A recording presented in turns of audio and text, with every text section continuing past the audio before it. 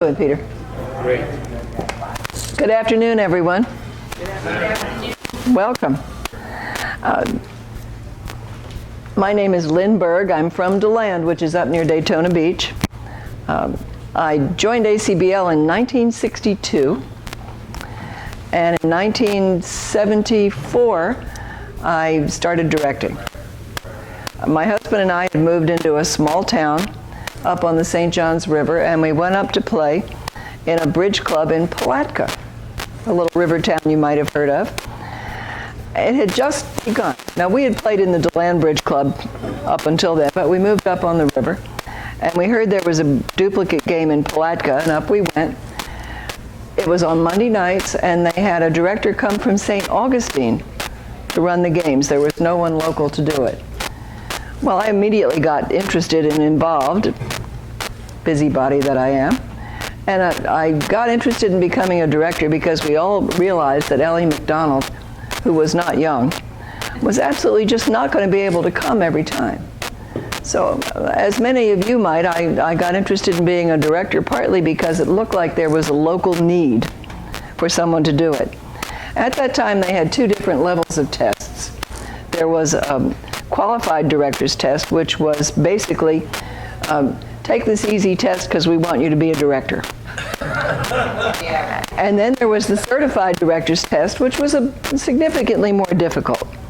Not impossible, but significantly more difficult. And at the time when master points were awarded, they were actually written out on little slips about that big. And the players who accumulated them over a month or two would have to put them in an envelope and mail them to ACBL. And we had to fill them out. We had master point charts. And you would look up how many tables you had, and there were things called bonus factors. You got a bonus factor for having a novice game. You got a bonus factor for having a handicap game. No one had heard of stratification at that point. You got a bonus factor for having a non-playing director. And if you got all the bonus factors there were, a 10-table game would pay 0.9. That was as much as you could get. And a club game could not award more than 1 point. No matter how many tables you had, 1 point. And off we would send these little pink slips. My friend Gail came home with her first pink slip, and her husband said, "Did you get fired?"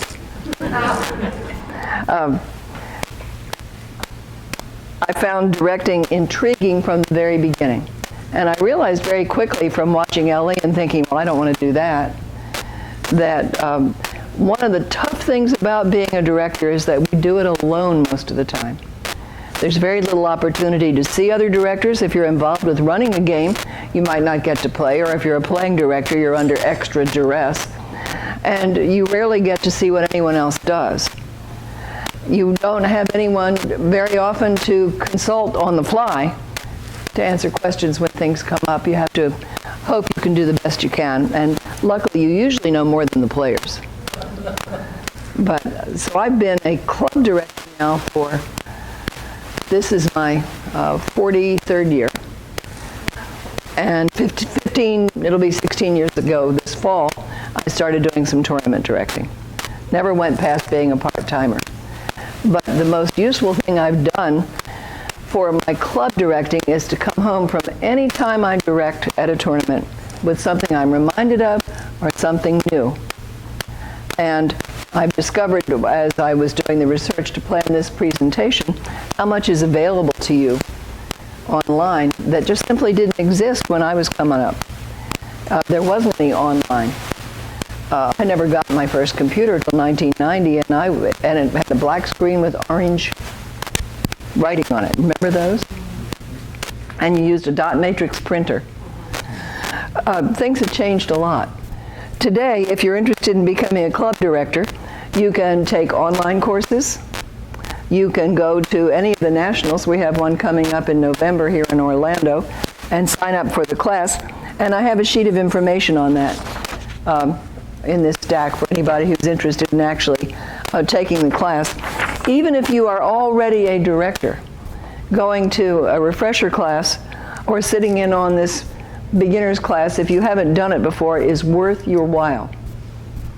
because everyone who takes the director's class and passes it at a nationals is invited to come and help direct a little bit. It's a great opportunity to do it with a mentor, and I certainly advise it.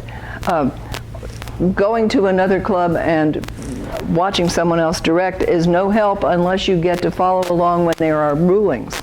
In fact, I don't think at most club games it makes much point to observe. Not enough happens. But if you go to a tournament where people are much more conscious about calling the directors, all you have to do is go to a director on the floor and say, I'd like to follow you while you're doing rulings, and listen. Do it for an hour or two. And if it's a director whose general style you like, see how they handle rulings. Yes?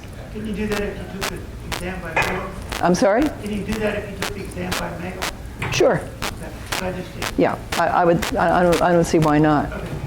Among other things that are available to you online, besides the material for the director's course itself, there are 3 things that every director has to have that are available to you. One is the laws themselves. Now, you can buy a nice little copy of the laws for $5 or $6. If you go to a tournament, they've always got them. Barron sells them. Don't spend a lot on one right now, because I'll bet you within the next 15 months there'll be a new edition of the laws. That I'm guessing, but I wouldn't be a bit surprised. The second thing you should have, though, and it's just as important as the laws, is duplicate decisions. You can download this to your desktop. If you're interested in being a director, you need to start getting familiar with the laws, and you need to get used today, now, to using duplicate decisions as the supplement to them. The laws, frankly, can be hard to read and confusing. And duplicate decisions is wonderful because it has examples and discussion that's much more elaborate than anything in the laws themselves. And the nice thing about downloading the PDF and putting it on your desktop is it has a search facility. Just hit Control F for find. If it doesn't show up with a little magnifying glass symbol, the way the search things often do, Control F, and type in what you want, like insufficient bid. And it will take you to every instance in the whole document. It's a wonderful thing to be able to do. Also, for people who are brand new at this and find even duplicate decisions a bit daunting, there's a pretty terrific little book out that you can get from Barron's called The Laws Through the Eyes of a Player. And it actually has a pair of eyes on the front. But The Laws Through the Eyes of a Player, I think, is instructive for 2 reasons. Number 1, it's even simpler. And number 2, it will give you a better idea of how players think about the laws and what they think is important about them.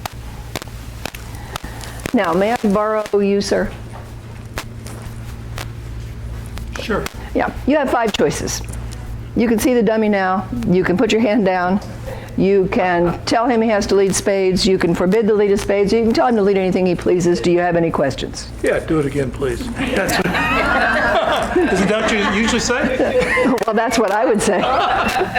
Now slower. We've seen directors who do that, and one of the dangers, I don't know, I'm not Catholic, but I'm told that when a priest is performing the Mass, he isn't supposed to recite, he's supposed to read. The idea being that he is supposed to be faithful to the word itself. And directors who get into the very bad habit of gabbling off a set of rules like that are doing 2 bad things. Number 1, they're showing their fundamental lack of interest in what they're doing. But even worse than that, they're not using their knowledge of whom they're speaking to know how to do the ruling and what to do. And I think this comes up over and over again. To me, one of the things that a new director should be doing is thinking about the opportunities directing and ruling provides for educating the players. For instance, one of the things that really worries a lot of beginners is the difference in exposed card rules. I'm a defender, and I think it's my lead, and I lead out of turn, and it's not accepted, and I have to leave the card on the table, and my partner has restrictions, and the director sticks around till the card goes away. But the declarer got to put his card away. That can't be right. And I'll get to a table and here's a card sitting out on the table. I've been called for something else. And I'll say, why is that card on the table? Well, they told me I had to leave it out. Oh, and they're directing now, are they? Very good. But all you have to do when you say put it away is your partner can't benefit from the information. And you begin to do a little education as you go. If we think of ourselves not simply as administrators who are going to make the game go, but as representatives of our club and of ACBL who are going to give players the added value of our good job that will make them respect the directors, like the club, and want to come back. All of those things are part of our job. We have technical requirements, but to me, in a great many ways, what we do in a situation like that has more to do with whether we're effective or unsuccessful directors than a person who is technically competent but tone deaf about people. I have a lovely little gal who directs for me on Friday afternoons in DeLand named Barbara. If something can go wrong technically, it will on her day. Now we had stack week last week. When she sent in the email, she spelled stack S-T-A-C-K. Guess what? The computer wasn't amused. It came bouncing back, of course. And poor Barbara, she's working her head off to do technical stuff because it doesn't come naturally to her. And she finds she makes a lot of mistakes, technically. But she greets people when they come in the door. She takes the ruling seriously. She deals intelligently with the different skill levels in the club, and she is very well liked. I would have an uprising on my hand if I tried to fire Barbara, and I should. Because in a club, the director is performing so many different functions besides just being technically competent, and she does those well. And someone who is not a people person is going to have a tough time being a good director, because so much of what you do, even when it seems like a technical thing, will turn out to have people factors. For instance, I've got enough people here for 5 tables of bridge. How am I going to set up the room? One of the director's jobs every day is to figure out a room setup. Now, I heard you talking about a woman complaining. The person who normally directs the game where this happened sets table 1 in this front corner. The person who was filling in for her put table 1 back there. In the first place, that makes everybody in the room feel like his fur has been rubbed the wrong way. And a woman came over and she said, well, I always get table 4 and this isn't table 4. Well, it said 4, clear as paint, on the table card. But to her, that wasn't table 4. One of the things directors have to do is be cognizant of the local rules of the road. We had always had a clock like this in the room, and North had been in this chair. However we set the room up, North was in this chair so that North could always see the clock. We were given a big screen, and the program to have the big screen become our clock was paid for. But as it happened, the only place we could mount it was back there. Well, one of the players went to the board and said, we have to move North. North has to be able to see the clock. And the board went along with this. And all of a sudden, here's North this way. Well, at the Christmas party, which was also our annual meeting, someone raised his hand and said, I want North to go back the way it was. And Jerry Moronic, who at that time was our oldest member, this is 4 years ago, our oldest member, he was 94. He's now our oldest member, second oldest member at 98. We got a new member who was 97 2 years ago. But Jerry said, please don't change it. I've just gotten used to this. It sounds like a small thing. It's not. Part of what we're doing as we set up a room is being cognizant of what people are used to, being cognizant of what's going to be best for the bridge club. For instance, I could have 5 tables, 1, 2, 3, 4, 5, and just use that one line. What would be bad about that? I'm sorry? Well, actually, it's very easy to pass the cards when you're right on top of each other. You can hear everybody. And anybody walking in would see 5 little tables of refugees huddled in one corner. How much better it is to spread them out so that more of the room seems to be used, and to make a virtue of it.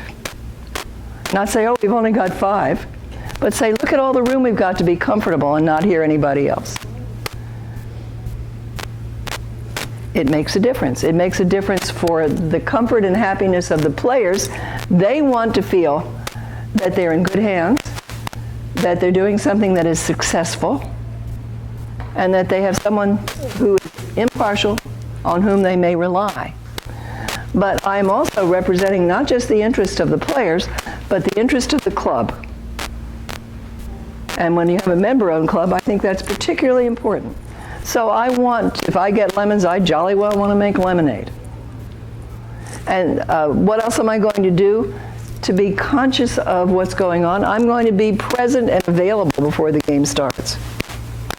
I'm not going to be busy at the desk. Now, I don't know how you collect money here, and I know you get some very big games. You sell entries outside? Here, there's a lot of people there about the clubs here. So. Now, they sell entries at the table outside, and people come in and they know how to find things because the room, I presume, is normally set up the same way. In DeLand, we're a smaller club with a smaller room. We actually put an envelope on each table that has a table card, and the envelope says what strat the table is to be. So we control the stratification of the game that way. The people put the money in the envelope, their name's on the outside, and if they need change, they put how much they need next to their name. And that worked well for us with our the biggest game we ever have is about 15 tables. That's small for around here, I know. And it probably wouldn't work well here. But in a small club, that works pretty well. So when people come in, the room has been set up. It's set up in a logical fashion. I know how it's set up so that I can help guide people, and I'm available. Now, how many of you have watched a director sit at a desk playing solitaire? At least if you're going to do that, you ought to be facing the room. But to me, part of what every director has to do is be prepared to get up on your hind legs and walk around the table when there's 3 minutes left on the clock. Does your club have a policy about slow play? It should. You should have a clock.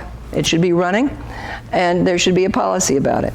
Now, we have an older gentleman who's a retired history professor in DeLand who will look at the clock and say audibly, "It won't be 2 minutes for 3 more seconds. I'm bidding." Because he knows the local law is that you have to start a board before the clock hits 2 minutes. And we'll go over and say, "It is too late, BC. If you had just shut up and bid, you might have made it." But we have a rule about that. We have no late plays in our club. If you don't get done in time, you get a no play. The next time you do it, if it's the same day, you get an average minus. End of discussion. And you know what? The minute we put that rule into effect, we quit having late plays. It ceased to be a problem. So part of my job is also rounding up the usual suspects. Now, I don't know you at all. I'm just picking on you because you're handy. He's slow. I know he's slow. He's quick, and I know it. They're both sitting east-west. He's going to follow him if I have my choice. Do you know why?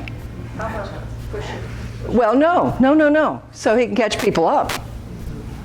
On the other hand, I'm done 7 minutes early, and I stand here like this and persecute the guy who has actually got 7 minutes left on the clock. He is not slow, he's not behind, but I want him out of my chair. If you are not paying attention to that kind of thing and controlling it, you are not doing all of your job. The job of the director is manifold. Setting up the room, sometimes selling entries, depends on the size of the club, I know. Planning the stratification, making sure that the game goes along smoothly and that it is timed properly. And if you don't have a clock, part of your job is to be the clock. Some of you have been in a 299er game I've run when we haven't had a clock, and you'll hear me say, "I'm your clock today." And I will stand up and say pretty audibly at some point, "You've got about 7 minutes left in the round. You ought to be on your last board." And even if there is a clock with a lot of groups, I'll still make an announcement that you ought to be on your last board, for instance, when they're playing 3 or 4 boards. And I don't play 2-board rounds with novices. Doesn't happen. So my job is to keep the game going in a timely fashion. It's much easier if you have bridge mates, because the software that we have at the computer tells us how many boards each table has turned in. And if you don't, and now the latest version has the color changing. Let's say you're playing a 4-board round. It's red for the first 2 rounds. Then when they get into their penultimate board, it turns to yellow. And you see someone who's still red when everybody else is yellow, you go over and check. Is the problem that they just haven't put their last score in, or are they really behind? And if they are behind, now mind you, there's still 4 minutes on the clock, I'm still going to take a couple of boards away and pass them.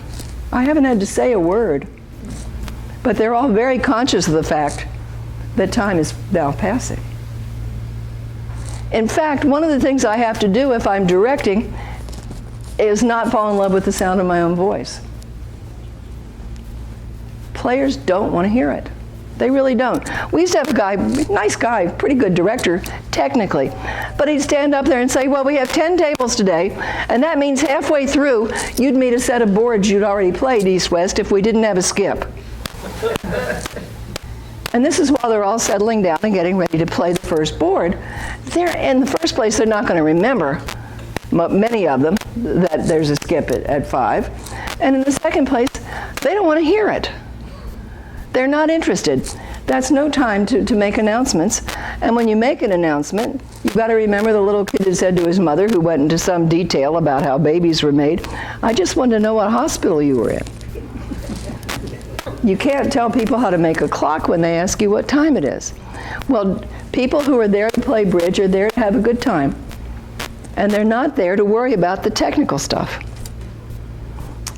We had a guy walk into our club this has been 15, 20 years ago now. I've been a member of that same club since I was 16 years old. I am now, it's been a while. But we had a guy walk in who had never played bridge except for a couple of lessons with the friends in his trailer park. And he walked into the club, and I watched him execute an end play on the 3rd hand he ever played. If he had learned to play bridge at 28 instead of 58, he would have been another Jeff Mexroth, I think. He was amazing. But one day, I happened to be playing, not directing, and I saw Vince call the director over, and he whispered something at her, and she shook her head and sort of did that. And after the next round, all hell broke loose. And I had just waited to see what would happen. I knew all hell was going to break loose, but I also knew how to fix it, so I thought, I'll just let this happen. She had put the bystand in the wrong place. The bystand for a relay and bystand game, and that can cause serious trouble on down the road, a misplaced bystand. And Vince had told her it was in the wrong place. And she said, "You're just a player. How would you know? You're not a director." And Vince kind of rolled his eyes and shut up, and I thought, I'm going to let this happen. When a player comes to you and says, "This isn't right," you got to check on it. Because a lot of times, especially the good players, may have a better sense of pattern than you do. There's a director who will remain nameless to protect the idiotic, who will set a room up like this: 1, 2, 3, 4, 5, 7, 6. That kind of thing. And you're constantly hunting for where to go next. And I asked him, "Why do you do that?" He said, "Well, it just wakes them up." And I thought, they don't want to wake up. They just want to play bridge. That's not what they're here for. I want to be comfortable. And that's so much of our job, to be invisible as much as possible. To make it seem effortless and to be invisible as much as possible.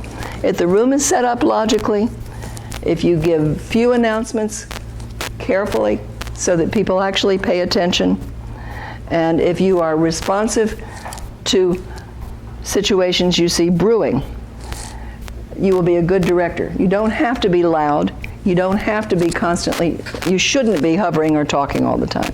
But at about 3 minutes to go in the round, the director gets up and walks around the room, moving a board or two, reminding somebody there's 3 minutes on the clock.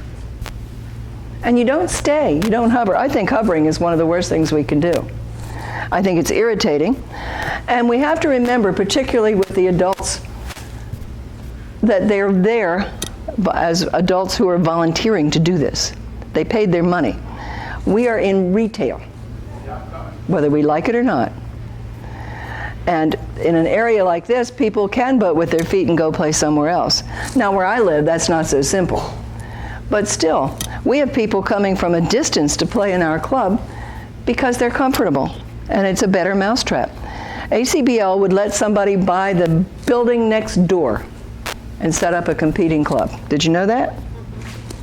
Their argument is people will go to the better one and the lesser one will not succeed. And that's absolutely true. So what are we doing for value added to make our club appealing? One of the things we're doing is providing good directors.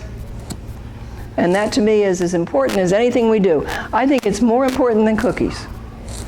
And heaven knows cookies are important. Edith McMullen, the little genius, little redheaded gnome about this tall and about that wide, who came up with Easy Bridge a lot of years ago, said there are 3 big reasons why people play bridge. Number 1 is sociability.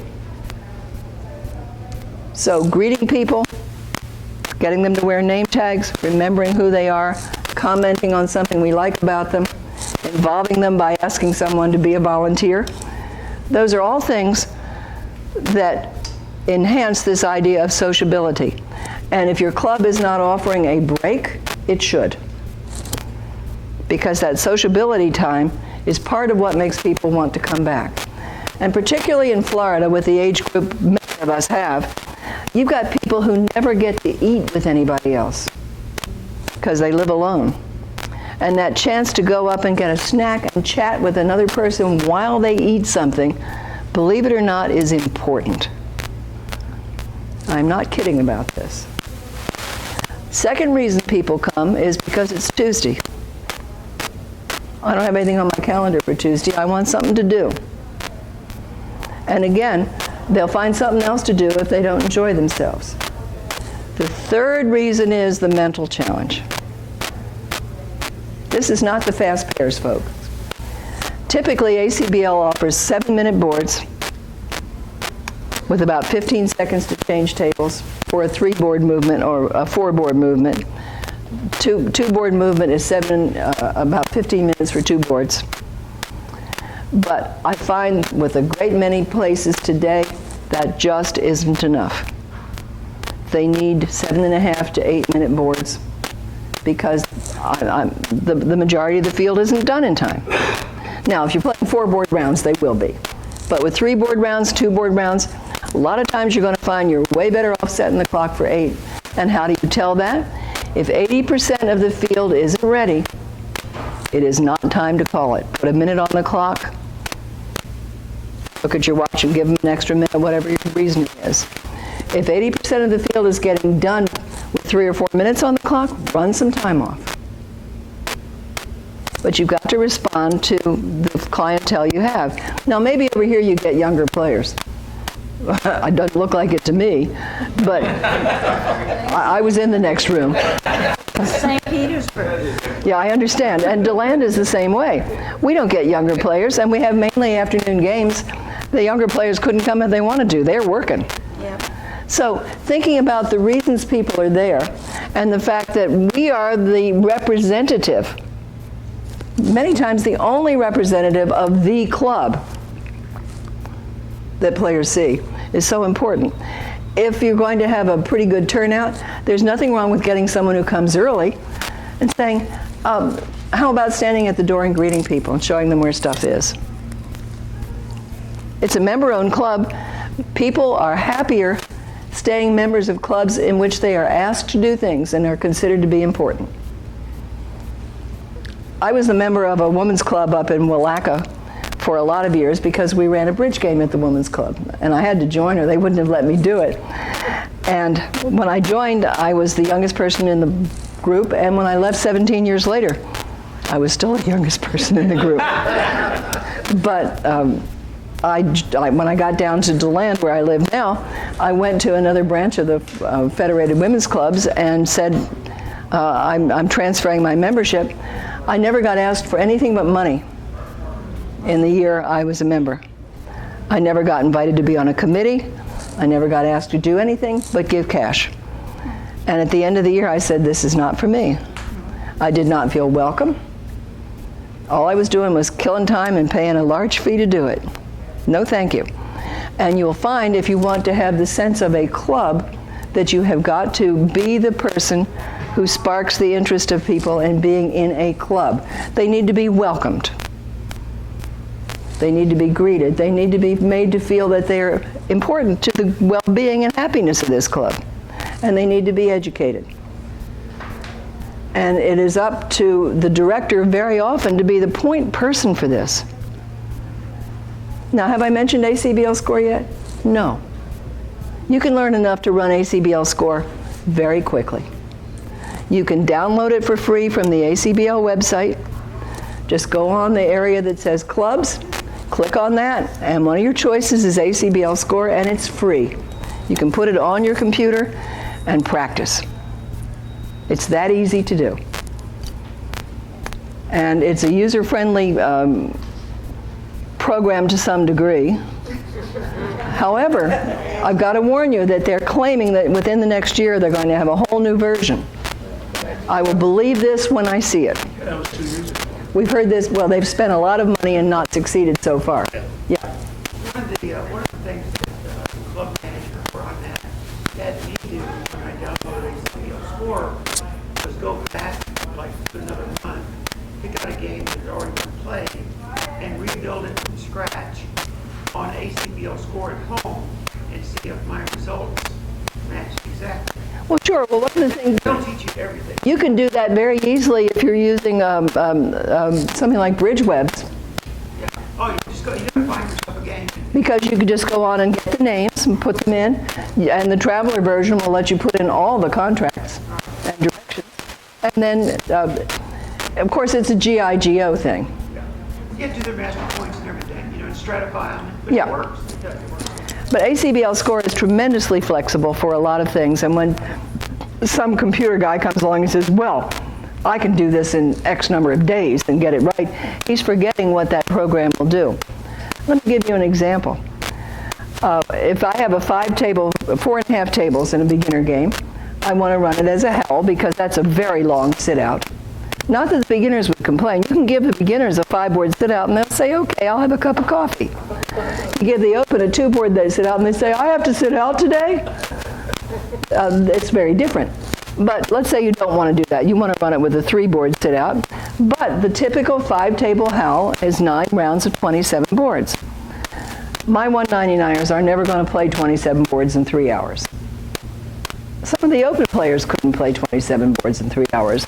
21 boards is what I aim for with the 199ers. They have a half-hour lesson at 1. We play from 1:30 to 4:30. So you go into ACBL Score and set it up for a 5-table HAL and say that you only want to run 8 rounds instead of 9, and get the names in, and it will actually print guide slips with their names on them, which is kind of cool. But you can see the whole movement set up and so on right there. If you ask it to do something it won't do, it'll tell you that doesn't exist. But one of the nice things about that particular one is you get an extra stationery. How much of a problem is it to know who needs to sit still and where?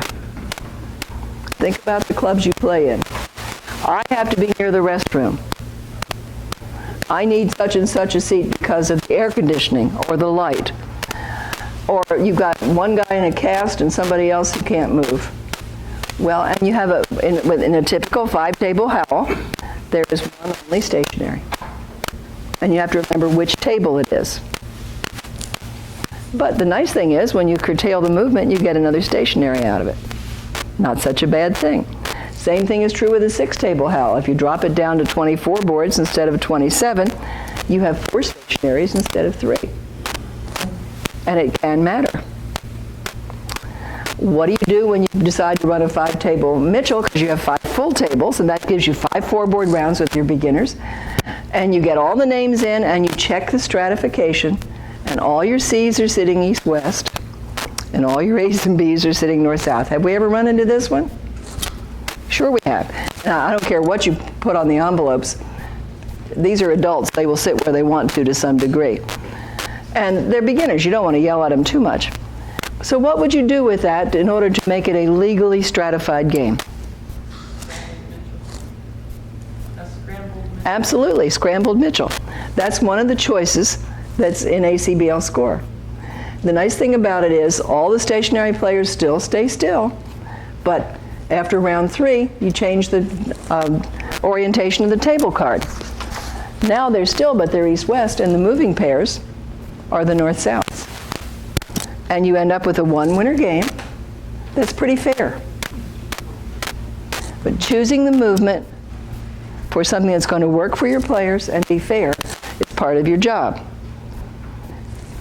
The technical stuff is really pretty simple. Most of what makes a good or bad director doesn't have a whole lot to do with manipulating ACBL score correctly. A lot more has to do with getting people comfortable, keeping them moving, choosing an appropriate movement for them, and then getting things done in a timely fashion, like getting out the scores.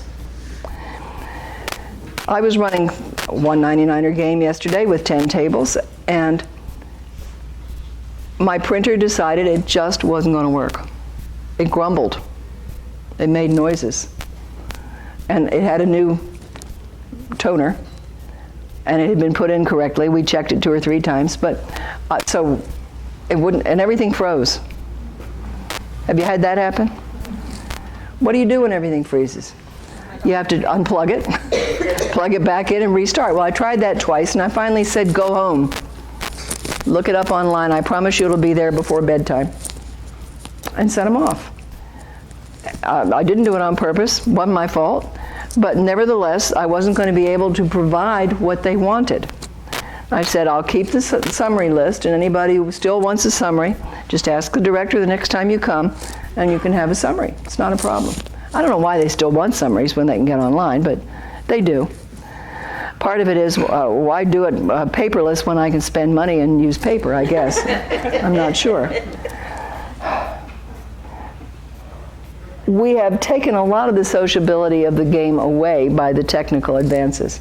It used to be that people sat around and waited while the scores were being done.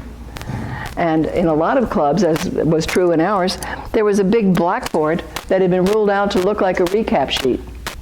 And all the scores got posted in chalk on the recap sheet, and people sat around in an arc and wrote their scores down and compared and chatted at the end of the game. Now they're gone. 2 minutes after game time, the room is empty. Absolutely gone.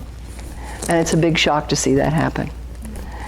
When you are thinking about what to do, there's a lot of information for you available from ACBL, and they're I'm not going to pass these around. If you're interested, come up and browse and get what you want. But one of the most interesting to me is on opening a bridge club or starting a new game. It has some good information for you. Even if you're going to be working in a member-owned club like this, if you're going to be starting a new event or you're a new director, bring new eyes to it. When you are most going to be challenged, though, is going to be with the law book. Because it can be hard to find things, it can be hard to figure out what the heck they are, and you're trying to do it on the fly. So one of the things I want to do after we take a short break is going to be talk about the laws, making rulings, and getting information.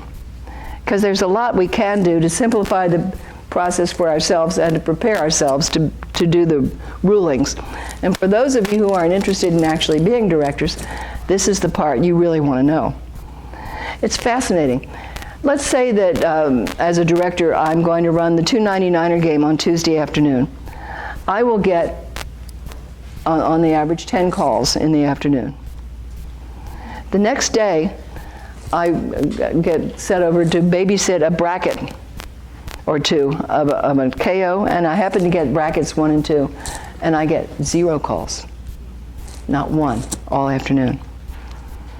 Why would that be? Well, in the first place, they know more. They don't make as many mistakes. They're far less likely to lead out of turn or fail to alert, anything like that. And when in bracket 1 or 2, the director is called, you think, oh boy, this is not going to be fun, because it's very rarely anything you want to hear. I will even tell you about, and this is almost a dirty word from a director's mouth, 12C1. 12C1 is the bane of the director's existence at big tournaments. So it won't bother you at clubs. But I'll tell you, I wasn't gray before I started directing. Let's take a short break. Give yourself about 5 minutes.